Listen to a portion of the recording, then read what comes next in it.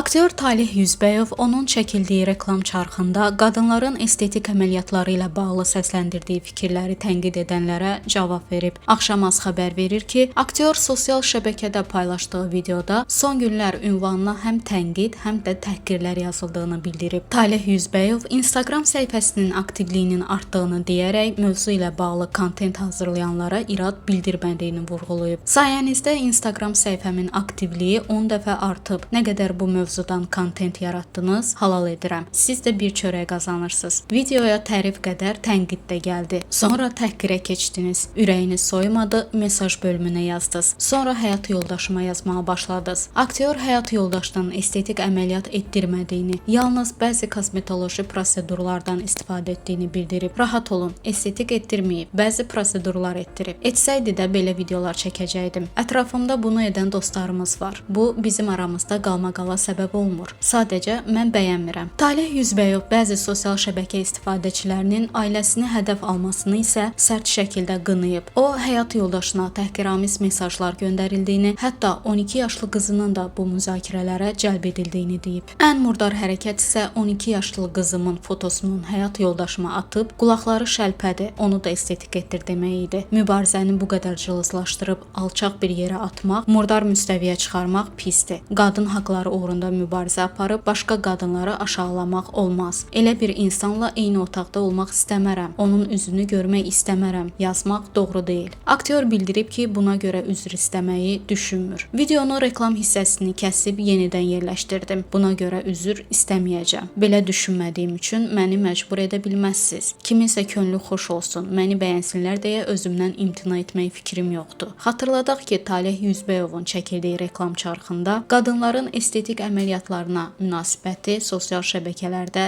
geniş müzakirələrə səbəb olmuşdu.